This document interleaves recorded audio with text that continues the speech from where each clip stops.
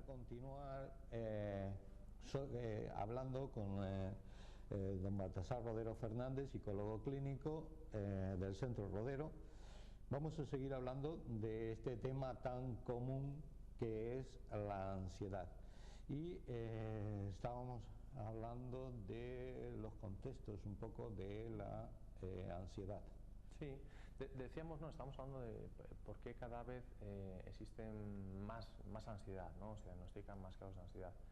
Y sí que parece claro que una de las cosas importantes es, bueno, por lo que nos rodea, y como estamos en un contexto en el que estamos acostumbrados a estar bien y a brindarnos soluciones, pues digamos que cada vez toleramos peor el malestar. Y entonces es lo que hace que, bueno, ante la mínima sensación, pues digamos nos quejemos antes y veamos problemas donde quizás nuestros antepasados, pues bueno, pues decían, oye, pues esto pues es normal y ya está. Entonces, digamos que una de las cosas es eso, ¿no? El contexto en el que vivimos alrededor nuestro, pues nos hace más débiles, entre comillas. Y quizás otro de los puntos también importantes es que a veces, como en el tema de la ansiedad, a veces la solución también es el problema, ¿no? Vamos a ver que si incorporamos lo que acabamos de mencionar, que las personas no quieren estar mal, pues claro, van rápidamente al médico de cabecera. El médico de cabecera también tiene otro problema, y es que no dispone del tiempo deseado, ¿no? Esos 10 minutos. Entonces, como tiene tan poco tiempo, dice, bueno, ¿qué puedo hacer yo con este paciente en tan poco tiempo que quiere estar bien? Pues bueno, pues rápidamente lo que va a hacer es, le va a prescribir unos ansiolíticos, porque sí que está demostrado que los ansiolíticos es un tratamiento, voy a decir, curativo, pero lo voy a poner entre comillas porque sí que es curativo a corto plazo, pero a largo plazo no. Traía aquí un dato porque sabía que esto podía salir, este tema.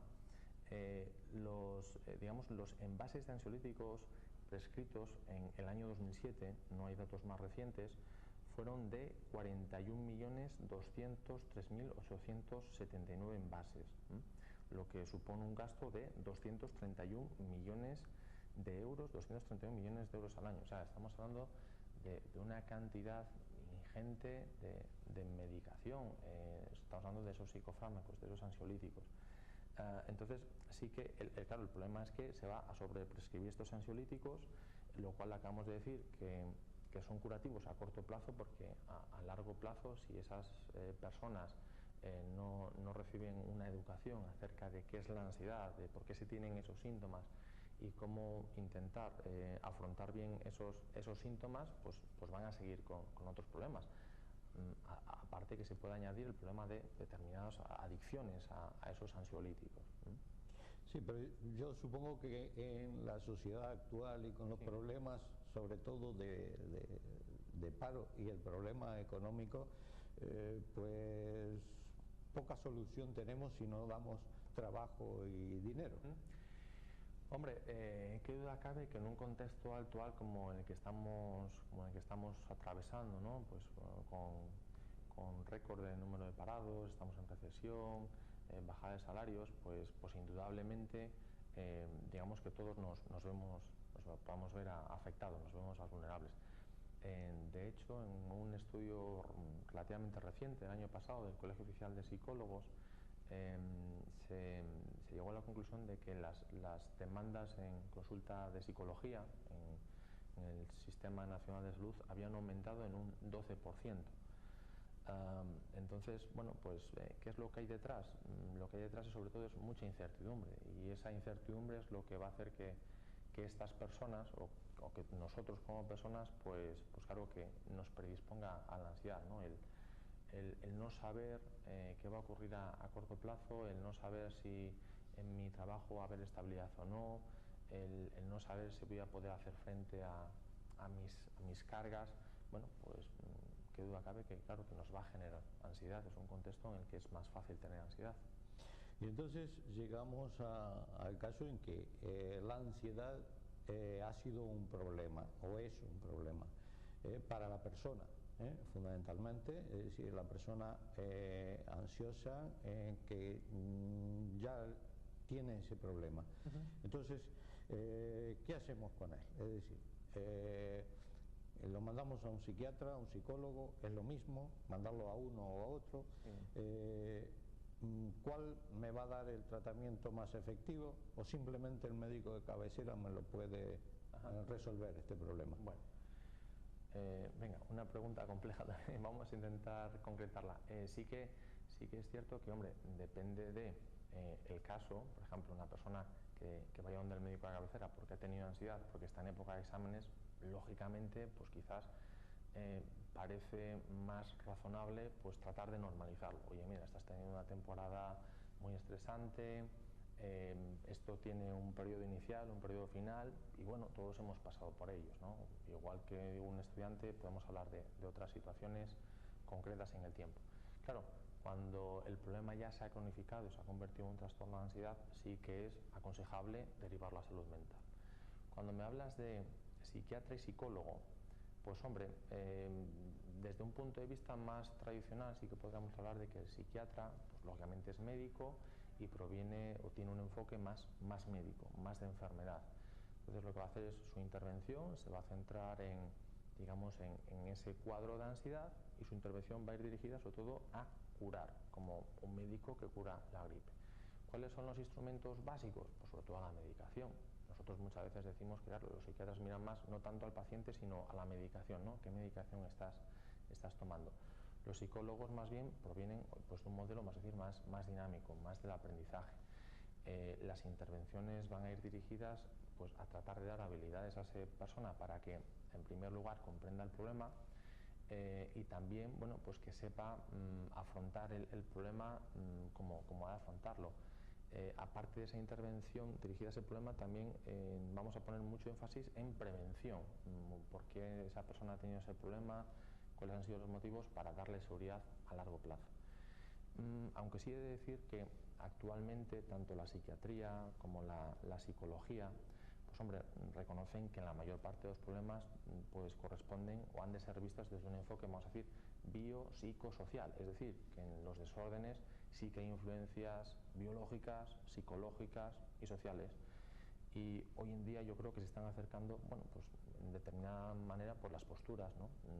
Los psiquiatras muchas veces tienden a formarse más en terapias psicológicas, e incluso también en la psicología. En otros países más desarrollados, por ejemplo en Estados Unidos, sí que existen pues, carreras o especialidades como la psicología médica que le permiten incluso prescribir psicofármacos. Por último, terminando la pregunta, me dices, ¿cuál puede ser el tratamiento más eficaz?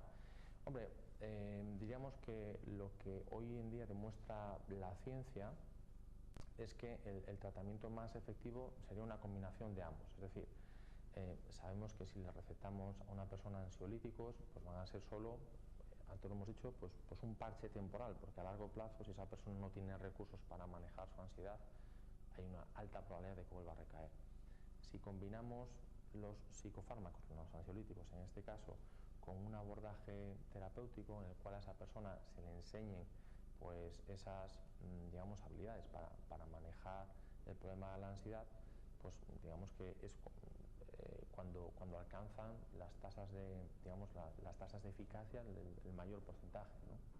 Sí, porque claro, el paciente que llega por primera vez con ese episodio de crisis de ansiedad o que es fundamentalmente lo que llega a la asistencia primaria, pues claro, si todos los pacientes que vienen los enviamos a salud mental con los medios que tiene, lógicamente lo colapsaría.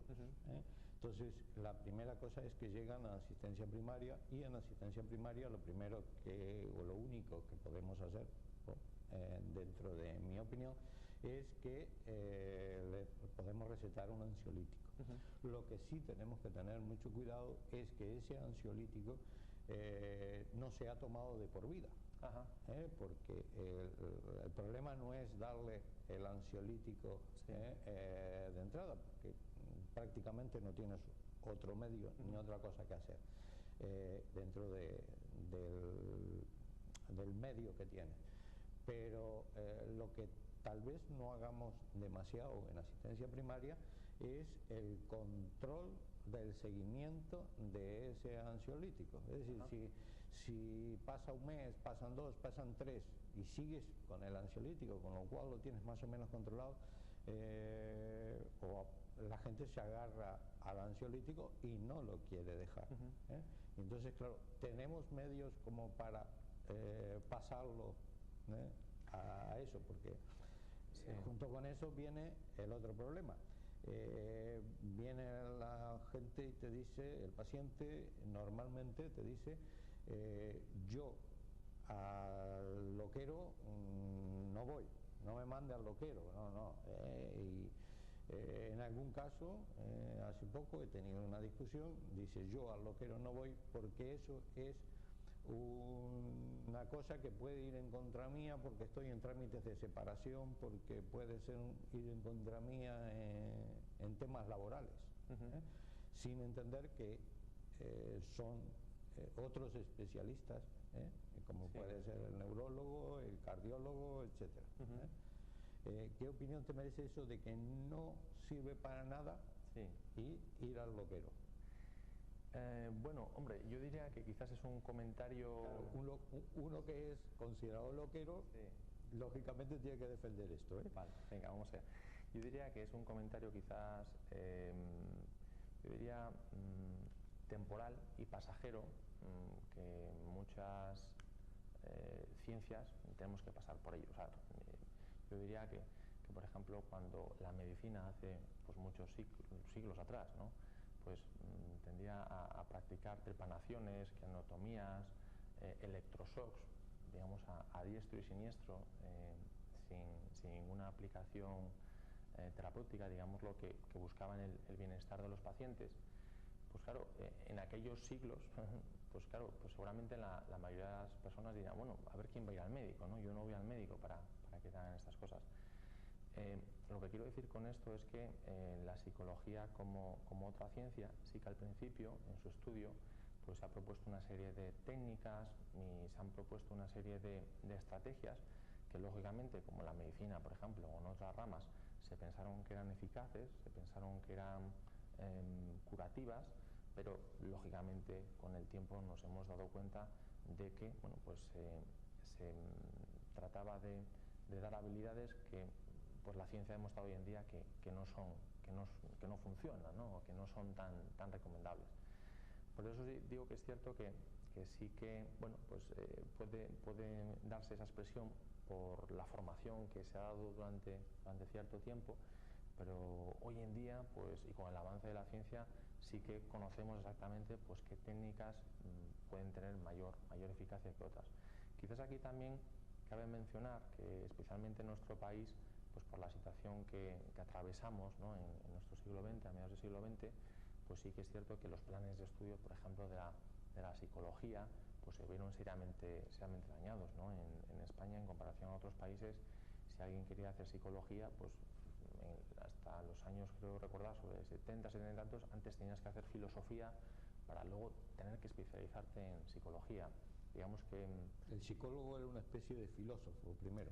Sí, digamos que claro, los planes de estudio en nuestro país, pues por la situación que habíamos tenido, yo hablo de psicología, que es lo que controlo, pues digamos que no estaban, digamos, tan desarrollados como en otros países. Hoy en día, cuando vas a países más anglosajones, Estados Unidos, Inglaterra, pues la figura del psicólogo está tan instaurada en la sociedad y tan reconocida como cualquier otra. Entonces, digamos que aquí yo creo que necesitamos unos años más de evolución para que el peso del psicólogo pues tenga el lugar que corresponde en la sociedad.